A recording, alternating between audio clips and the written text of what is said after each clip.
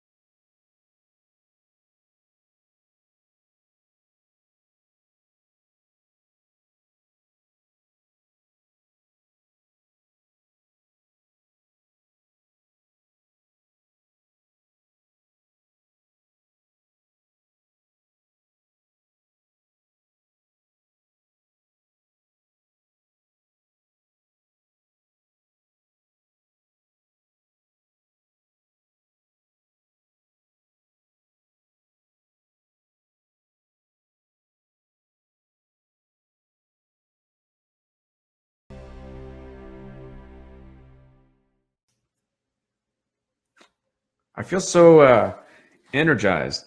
Even though my nose is still hurting a little bit, I feel energized. I feel good. You know what? I feel so good. I was going to pop a card out. I have to move my mic, though, so everybody forgive me. Everybody forgive me moving my microphone. Hello, Deb. Hello, Joanne. Oh, sweet Lord. Look out. Divine guidance is on the way. Okay, so, and then I'm going to go here because I want to post this. What is this? Okay, so Doreen, Virtue, not Vanessa. That is Fiona. Fiona, what has Fiona got to say? Let's see what Fiona, oh, it gives a little twinkle sound. Did I just say twinkle? That's not very manly. All right, so, okay, so I just posted this little card here. So the card I pulled was Doreen Virtue's Fiona card. I'm going to start out with a card because I think that for me, a little bit of direction, I think of a title, I think of how the day is going, and then since we're planting seeds, I like to start a little bit different. So this is Fiona, and I put the link in the description in the chat. You can find it in the chat. Now that you've asked the angels for help and are open to receiving divine guidance and assistance, you deserve heaven's help. Well, I want heaven's help. That's a tongue twister. Now that, yeah. So it says, I'm so happy you asked the angels from God and help. I'm here to ask you to open up to help. So you have to be willing to get help, right? Now that you've asked for my help, I'm very glad to assist you. I only ask that you allow me to help you. So I'm here to help you to help yourself. And they're here to help me help you help yourself. Say that fast. Thank you, Fiona, for that. And it says, notice the strong and repetitious impressions that come to you through the thoughts, feelings, and visions. They are real messages from God through me to you. We won't let you fail in any way. You're fully supported by heaven and you follow your divine guidance. So that's Fiona. And I really like that Fiona card because it is about a lot of things that we're all going through. What are we discussing? So Crystal, what are we discussing? Are you living from your head or your heart? And when are you asking for help? And are you asking for help from your heart or are you asking for help from your head? So female, male, headstrong, heart bound. So we've got 7 people in here thus far. Let me see. Did everyone get that? I have a little hello in there. So what I wanted to discuss, number 1, is learning to live with your heart, not your mind or your head. When you're going through a certain transition in life and you're starting to ask yourself, where am I? What am I? Who am I? We try to think about the things we need to change rather than the things that we don't need to change. Number 1, that was the whole point of a New Year's resolution. Focusing on things that you need to change. Not necessarily on the things that are already great and already going really well. We take energy from those things that are going good and we divert them to the things we feel that we need to fix. Now, is that your heart or your head? Because the things that aren't going well, perhaps they can't be fixed. there's a possibility they can't be fixed. There's a possibility that the only way to fix those things is to just keep moving forward, to walk away from things, to walk away from different judgments or different concepts or different levels of shame. Sometimes we just need to move forward. So that would be, are you living with your head or your heart? Now, if you choose to live with your heart is going to go a little slower, right? Your heart's going to take time. Your heart has to have a rhythm. Your heart makes a decision a little bit slower than your head. Your gut makes quite a fast decision as well through instinct, but instinct is if you're being chased by a pack of wolves, not on whether you should open up and be vulnerable to the guy that just sent you a text. So when we overanalyze, when we overemphasize, when we overempathize even, we're coming from a place of head. That head is not always something that is our adversary, but many times it's us being in a place of the past because it keeps us bound to predisposed, keeps us bound to predisposed past events repeating as a pattern, right? Keeps us bound to predisposed things that we've already gone through, and we have a certain system of analyzing things in the head on the pros and cons or the pluses and minuses. Hi, Mandy. Mandy's here? So I don't know who all's here. If everybody sounds off and lets me know, I will know who all's here. Some people popped in and didn't say who they were, but I don't see it in the chat. So hi, Mandy. Thank you, Deb. So when you are discussing something, or when you're going through something, or when you're trying to process something, there's two different ways to process this. There's a place from the past. Oh, your friend from high school. Oh, hello. Hello, friend from high school. So when you are processing, hello, Amber. So when you're processing something with your head, you're going to tend to weigh things out. When you're processing something from your heart, you're going to tend to allow it to take its own course. It's going to flow from you. It's going to go forward. Your heart, based on scientific experiments that they've done through pictures and how people respond based on a picture that hasn't happened yet, your heart literally, at the minimum, can see 3 seconds ahead of itself. So your heart is the part of you that is going to understand the nature of where you're headed, keep you in the right direction, and help you to hold close to your purpose, to your divine spot of how you see yourself. Your head is going to weigh in and give you logical-based avenues and answers. Now, you do need those, but everything needs to be taken with a grain of salt. I've found that the moment I get into my head, I become anxious, I become questioning, I become unstable, I become frustrated much easier. I can also become angry, I can become aggressive, I can become all those horrible A words that, like, asshole. Just your heart isn't, you're like, if you're in your heart, you're not going to be an a-hole. If you're in your head, can be an a-hole in a second. If somebody cuts me off and I respond to them on the freeway with my head, I'm like flipping them off. If I respond with my heart, I'm worried about maybe they're going to get in an accident. I don't know what's going on. Maybe they're trying to get their pregnant wife to the doctor. Most people don't go to that, do they? Most people go to the head answer. So if you imagine all the chaos and all the things that are going around you, you are also interpreting your initial things that are in your life through the head, not the heart. Is it a disadvantage? It could be. It's just a different perspective. It's purpose, like I've talked about in a coaching session today. It's purpose versus perspective. My perspective is, well, I don't want to be completely vulnerable with a person because they might hurt me and I don't know where I'm going to go, or I may not want to take this particular route because, I don't want to be late for work because I didn't do all my due diligence today getting ready, and I got up late because I was up late binging on Netflix or something in my head. If I was in my heart space, I would have gone to bed on time, taking care of my vessel, because my heartfelt situation is about caring for myself as much as everything around me. And I would have taken care, heart care, head there. So I would have taken care of myself. I would have gone to bed properly. I would have eaten properly. I would have woke up in time to meditate and to be centered in my heart. And I would have gone through my day. I wouldn't be late. Now, these are different ways and aspects that you can reflect on living in a place of heart. So whenever you overthink something, if you're in a relationship right now, I'm fixing my mic, and you're overthinking it. If you are at a job, you're overthinking it. the twin flame experience, the soulmate experience. When you tend to overthink this, you're in your head.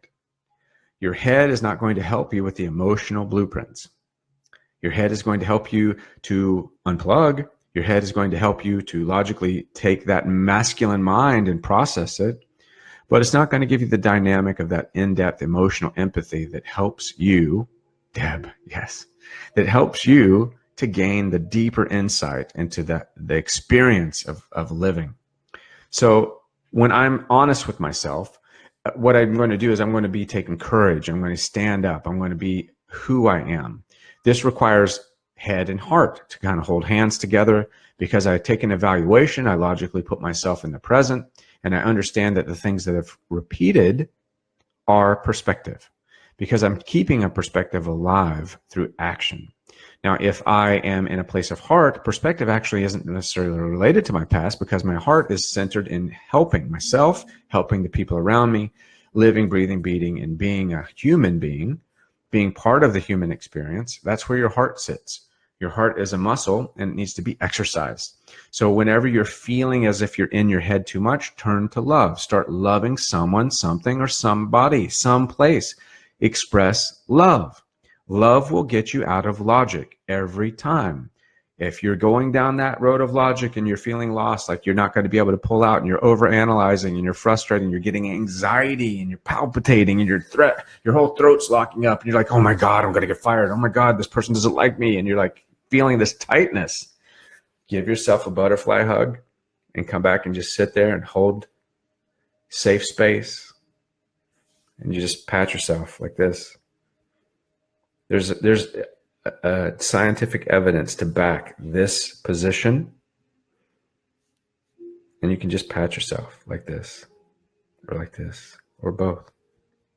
Scientific evidence supports a butterfly hug every time to bring you heart-centered. You slow it down. You see yourself from a place of love and understanding.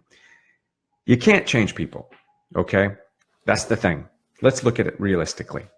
Let's not waste our time on trying to change a soul. We can't change anyone. We can't change ourselves. You can't change yourself. You can be your true self. That's all you can be. You can't change it. You can't change anything about the world. All we can do is be our true self. If we become our true selves as a group, the world is going to be a whole lot better place. But the world actually doesn't need to be saved. The earth is completely fine. It will bounce back after we're gone. Easy.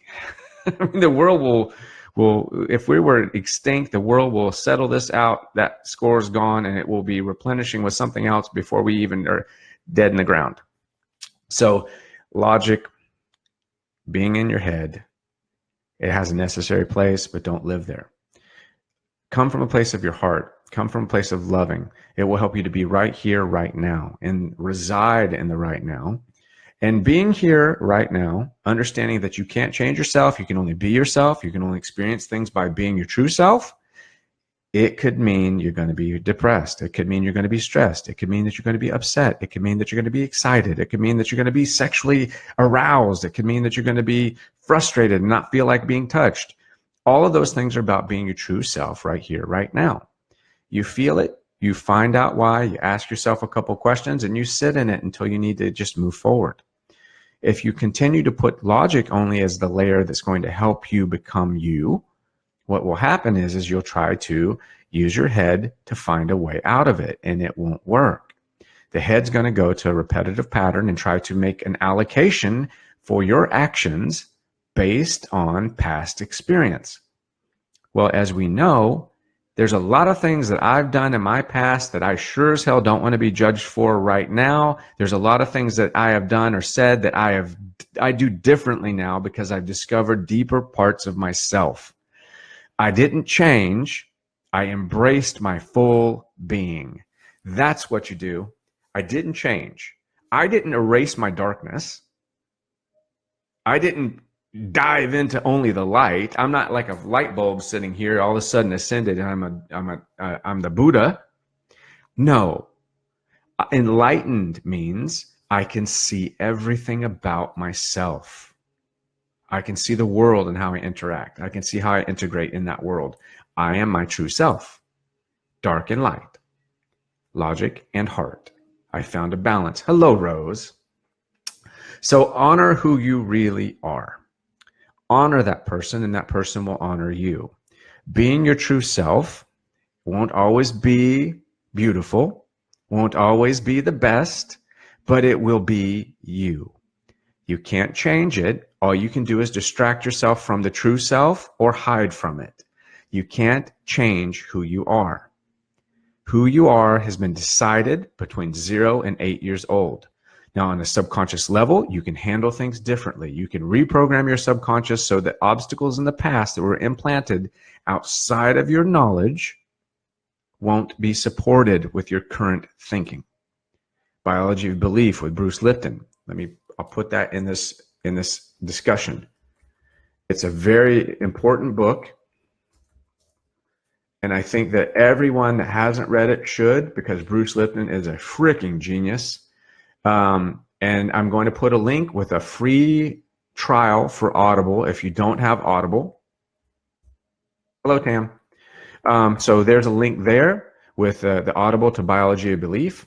It is a, oh wait, no, that's just the Audible, the trial. Okay, so let me do this. Biology of Belief, 10th edition. So it is, I have it on audible.com. So I'm going to put that in the chat as well. All right. Okay, so that book will give you a lot of information about emotional molecules and things like that, things that hold us back from being who we are. A lot of it is thought. A lot of it is moving past the mind. We need to create a role model within ourselves that is as true to us as possible. A role model that will help you to evaluate your truth. So a role model knows their darks and their lights, their weaknesses and their strengths.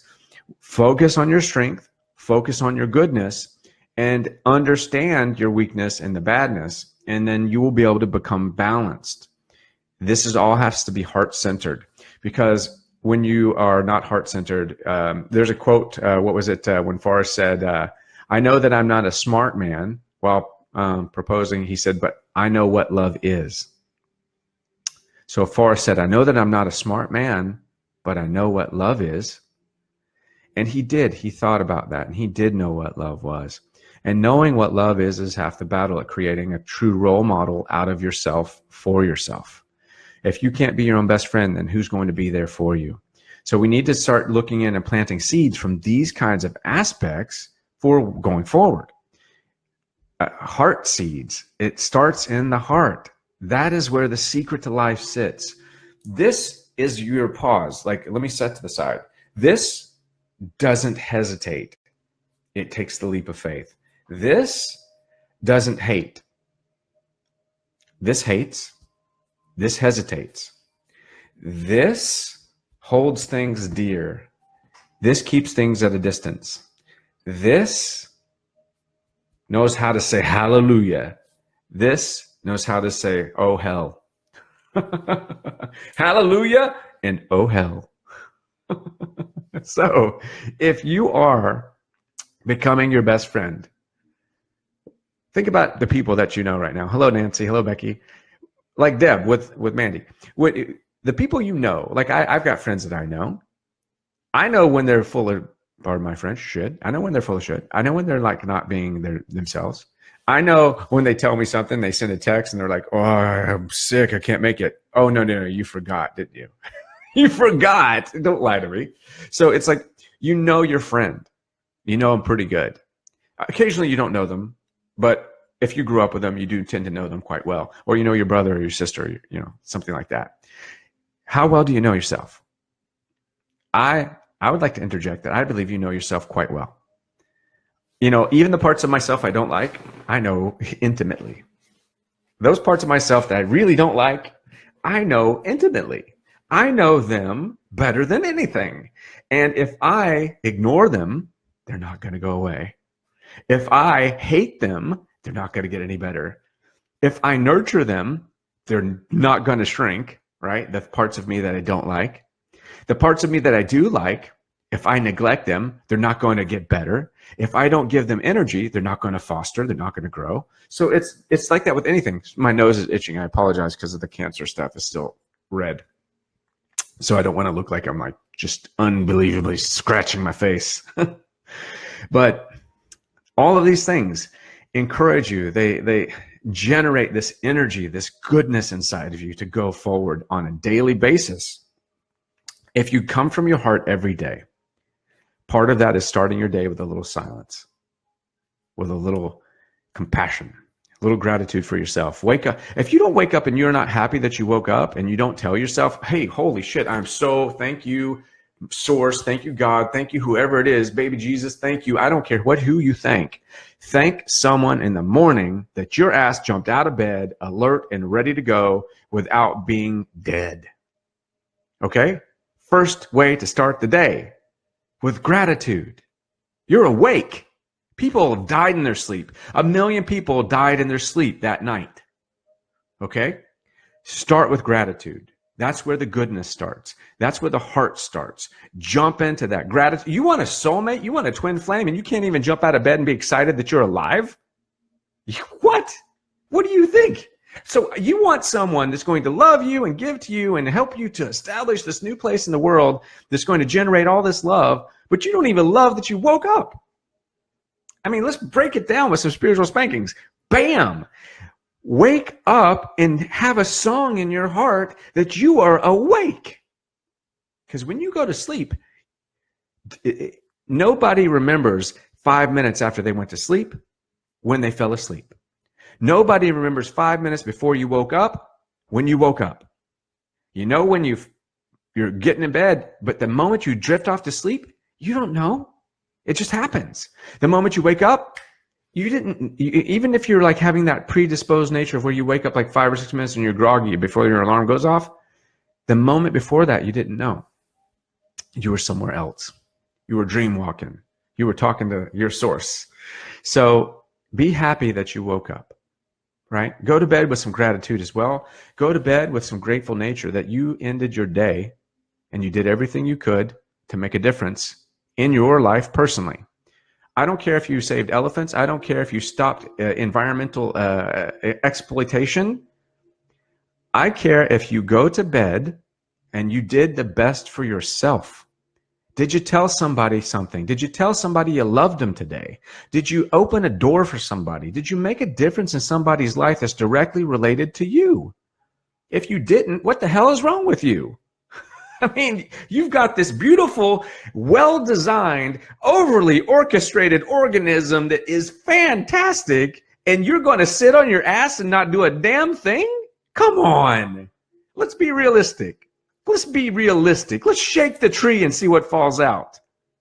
Right? You don't know what kind of tree it is until you see what kind of fruit's on it. So what's your fruit? Right? What fruit is on your tree? So when you go to bed, I give myself a 2-3 second checklist even. Oh my God, I had such a great day. I got to tell that person how wonderful they were. I said, I love you. My mom, we had a great conversation. Everything flowed. I coached somebody today. I wrote something today. I saw a beautiful sunrise. I give a little thanks before I go to bed because this was a gift. What we're doing right now, this interaction, this is a gift. Don't kid yourself. No one promised you this moment. Like Forrest says, I may not be a smart man, but I know what love is. And if you don't love this life, I don't give a shit if you don't have a Mercedes. I don't care if you're like stuck in a rut. If you don't love this life, how are you going to open the door for vulnerability? How are you going to open that place for love to be in your life and be present? Everybody looking for a twin flame. I see it. I feel it. I understand it. Believe me, I do. I'm empowered to my passion of the person that I select. 100,000%. I will hug and love. I will give them everything. But I'll tell you, what can I give them if I'm not grateful for being alive? What am I giving them if I don't wake up alive and an acknowledgement of the life that has been given to me? You see, when you go down the road of seeing something besides a body, an experience that's based on cause and effect, just a karmic relationship. If you want to see outside of that and you want to imagine twin flames or soulmates or all these other things, if you want to pray to angels and you believe in karmic signals and all these synchronicities, it's not one-sided, it's two-sided. Synchronicities, all this consecutive things happening, this deja vu, these people that come into your life and it's just like direct purpose. That means that this is on purpose. So start living like it's on purpose. Start being your role model, right? Start living from your heart, letting go. That's where you start all of this. The conversation doesn't start here. This is where it ends, right here. This is where your conversation ends, here. Third eye open. What the hell is that going to do if I can't even feel with my heart? What am I going to do? What I see with my own eyes doesn't settle my heart. So one more eye is not going to help me. So the transcendental experience is an evolution of self. It's about diving deep within yourself, right? It's about understanding that God exists inside of you. And if that goodness isn't there, then what is? And what are you offering? And why are you seeking something? And who's going to come in to change whatever the mess is that you got going on in your life? But the fact of the matter is, Fiona says it best. Fiona, bring it on in, Fiona. What do you say? Now that you've asked the angels for help, be open to receiving divine guidance and assistance. You deserve heaven's help. You ask for heaven. You ask for heaven's help. You ask for a love that will last a lifetime. You ask for a twin flame. You ask for a soulmate. You ask to be something better than you were. Start by being yourself, seeing yourself, living the life that's true to you. Start by doing that. And I apologize for being in a flow and being on fire, but I can't stop it. Sometimes it just happens and I just hold on and I try to hold on so that I don't like drive off the rails and say something completely ludicrous. But I get on fire because I feel the fire. That's when the heart's talking, because the heart won't stop. The heart gets that beat, that rhythm, that ba-boom, ba-boom, ba-boom, ba-boom, ba-boom, that bass line, then that song that will get your body moving. This is the heart. This is the love. This is where it lives. And it won't stop giving to you. It won't stop giving to you. It won't stop giving to you if you let it be your baseline, right? I will jump into my head occasionally. I will hate myself. I will see a fat guy. I will see a frustrated guy. I will see the negative rather than the positive. But I have to take my 3-second pause, let my heart catch up to my head, and my head will get reasoned out. My heart will say, hey, hold on, head. That's not where we're coming from. My head will say I can be a better person. My head will say I can change who I am. My heart says I don't have to. My heart says I can't be any better, because once I see my true self, that is the best self, right? I'm putting all these prerequisites on my life, all these false expectations. I'm looking to be this perfect person. Even Jesus didn't come here to make you perfect, right? If you want to believe in that, Jesus didn't come here to make you perfect. Jesus came here to help you see yourself, to love yourself, to know that you are good enough. Even with the bad. Even with the bad. So let me stop shaking the tree before I break somebody. Let me stop. Let me get off my pulpit right now, because you didn't know I was guru and pastor, did you? So hello, Sarah. Hello, Barbara. I apologize if I stepped on some toes. Actually, I don't apologize if I stepped on any toes, because I just want you to be your true self. And your true self is what will be the best.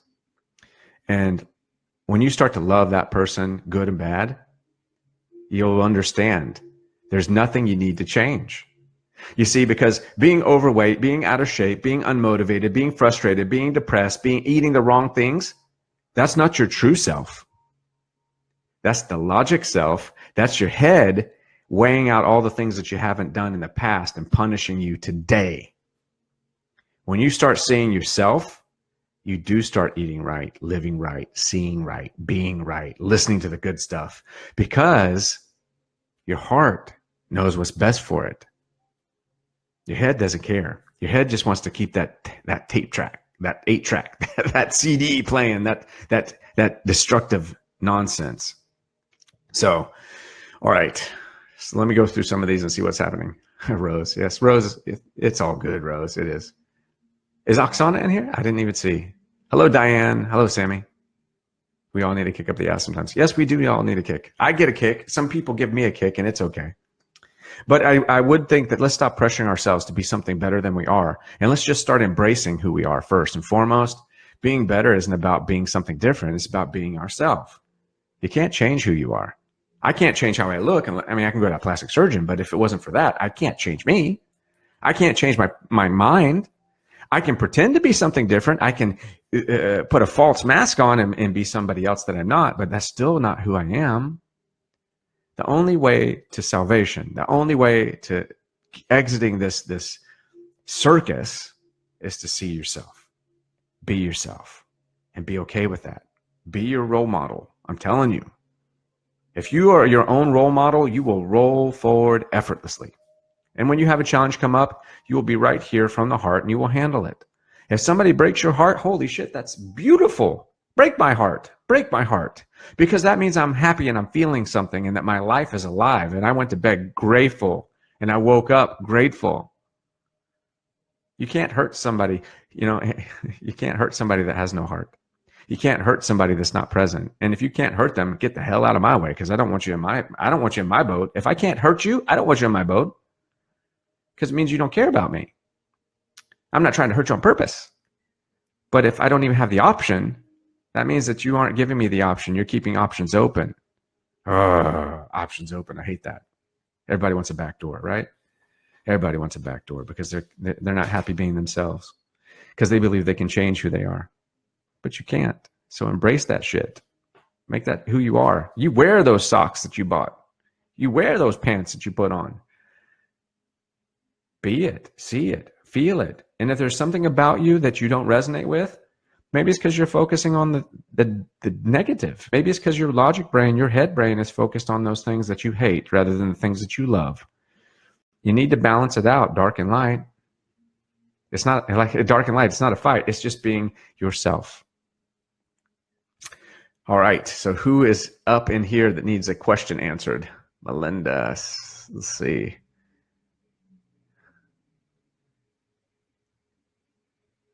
You can change your attitude towards yourself for 100%. Hello, Jessa. I need help in many ways. I try to see myself, but self-esteem has been destroyed. It's a long story. Well, your self-esteem being destroyed means that you're living in the past. And I understand that. That's a tough place. The way you start increasing your self-esteem is seeing your true self.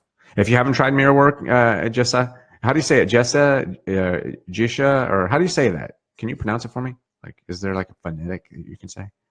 Jaysha. Is that right? Like Geisha, Jaysha, or Jessa? Jessa. So self-esteem, mirror work, day one is all about self-inventory, seeing yourself, putting yourself out there. Self-esteem will help you by understanding your outside to the inside and the inside to the outside. Really reflecting on what you're letting into your life. Right? Self-esteem will not increase if you're continuing to hurt yourself or being in the place where you're going to continually be repeatedly beaten down. Your self-esteem needs to be put into a positive place. That's what you see. That's what you see, hear, do, and eat and listen to, right? So you eat healthy, you see healthy, you be healthy, you hear healthy, you do all these things that are going to change the basis of your being. And then you get around a group of like-minded people, like in this group. And you stop being in a place of, that's like being on fire, stop, drop, and roll. You stop, you drop, you roll out. If somebody is not seeing you or they're seeing something that's destroying you, you need to get some safe space. You need to create some healthy boundaries. Self-esteem just doesn't happen overnight. You have to work on it.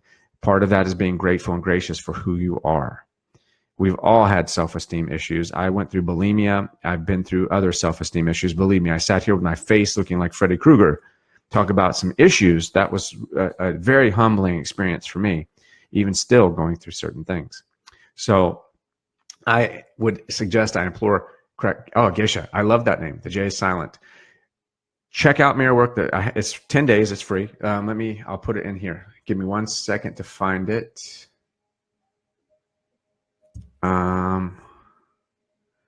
Deb can tell you.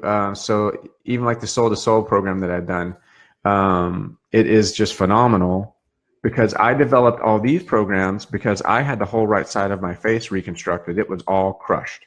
The right side of my face, I look like the Robert De Niro in Raging Bull for a year and a half. I couldn't see, I couldn't talk, I couldn't walk right.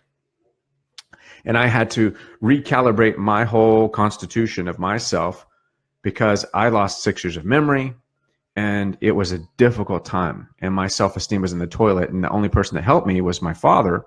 And there was other issues with that and abuse from being a young child that we ironed out, but then he died. So I had no model of a man as well.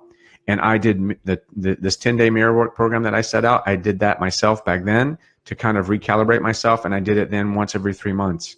And it made a difference in how I saw myself. Was it easy? Hell no. But you have to start somewhere. If you need other help, we can always work out something where I can help coach you through certain things. And you've got people like Deb and Rose and other people like Kat and just wonderful people like Nancy and Oksana that are in this group that are great go-tos and guides, right? That's why I facilitate this whole thing. Isn't so I can be on show. I facilitate it because I'm trying to help advance people that are here to help people and to give them a forum to make a difference. So you can post in this group, Geisha, anytime you want to about anything that you need to. If you're looking, and contact the people that are in the group. That's why it's here. So thank you, Rose. And I did post that link there. Look, thank you, Rose. Rose cracks me up. Rose likes my silly laugh. Because I laugh I'm like a Mad Hatter when it comes to laughter. And my silly mohawk. Yes, I did it myself because I'm cheap and I don't have money to go get a haircut. So I cut it myself. And yes, it looks like I cut it myself, but I'm okay with that.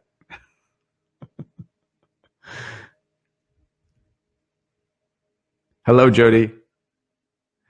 All right, so it's 37:37. Ta-da. Does anybody have anything they would like to put out there to talk about in the essence of living from your head or heart, and what's better or what's worse? I just wanted to get it live out there. Yes, I am a chuckler. I am a chuckler. Thank you, Nancy. And I really love that card, Fiona. It was like right on point. And I just pulled that. You all saw. I just pulled it out right when I sat down after I put the title up. So everything is always synchronized and always as it should be. So if there is no questions, I'm going to go ahead and pop out of here. And I got a patient that's going to be showing up in about a half hour. So I've got to go back to work. I popped in for lunch, late lunch, but I wanted to share some time with you all. If anybody has anything at all, please let me know. Rose, you cut your hair yourself too? Awesome. Thumbs up.